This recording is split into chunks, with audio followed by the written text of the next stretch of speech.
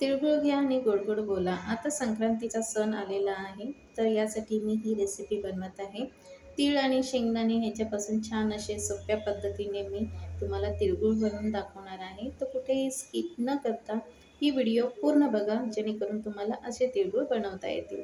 तर चला आपण आता व्हिडिओला सुरुवात करूया.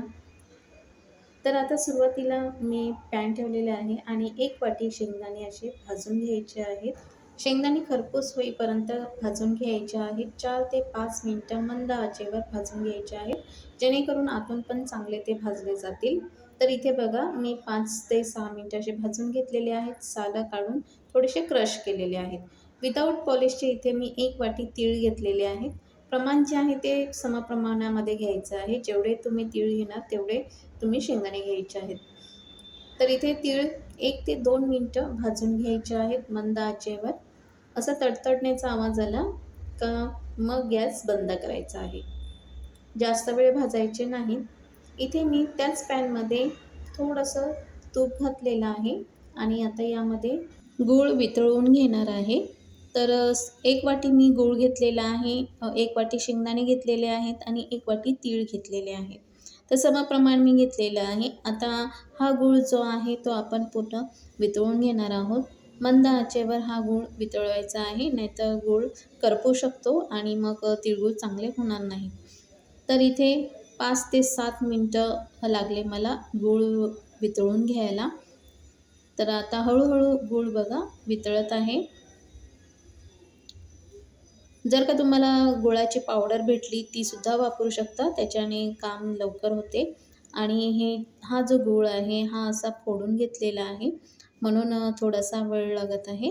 तर इथे बघा गूळ जो आहे तो सतत असा ढवळत राहायचा आहे, नाहीतर तो असं पॅनला लागून करपू शकतो.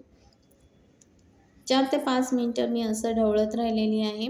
आता बघा इथे मस्त असा फेस आलेला आहे, म्हणजे आपला गुळाचा पाक तयार होतोय. तर आपल्याला घट्ट पाक तयार करायचा नाही, सैलसरच पाक करायचा आहे, जेणेकरून तिळगूळ जे आहे ते खुसखुशीत होतील, नाहीतर ते कडक होतील.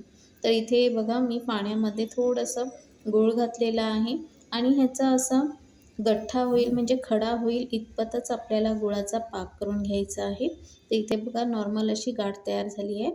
या स्टेजला तिळगूळ बनवताना तीळ आणि शेंगदाणे दोन्ही जिन्नस घालायचे आहेत. शेंगदाणे थोडेसे क्रश केलेले आहेत, म्हणजे लाडू वळताना पटापट होतात. मिक्सरला तुम्ही लावून पण घेऊ शकता, पण त्याच्यामध्ये थोडं बारीक होते, म्हणून मी असं थोडंसं कुटूनच घेतलेलं आहे, जेणेकरून शेंगदाणे थोडेसेच क्रश होतील. आता इथे मी 3 ते 4 वेलचीची पूड तयार केलेली आहे, ती घालत आहे.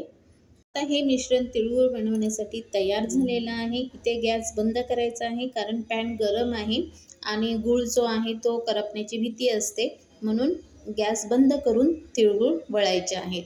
आता हे सारण जे आहे ते गरम आहे, थोडंसं थंड होऊन द्यायचं, म्हणजे हाताला चटके बसू नयेत म्हणून.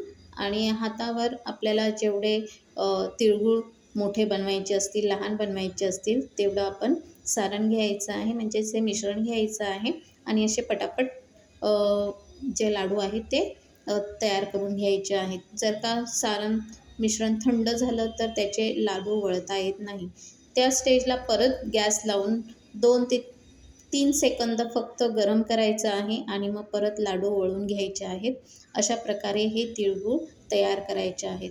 तर गरम असतानाच थोडंसं हाताला पाहिजे तर तेल लावा, तूप लावा किंवा थोडंसं पाणी लावा आणि पटापट हे असे तिळगूळ तयार करून घ्यायचे आहेत. तर इथे मी पटापट असे तिळगूळ तयार करून घेतलेले आहेत. तर बघा छान असे तिळगूळ तयार झालेले आहेत.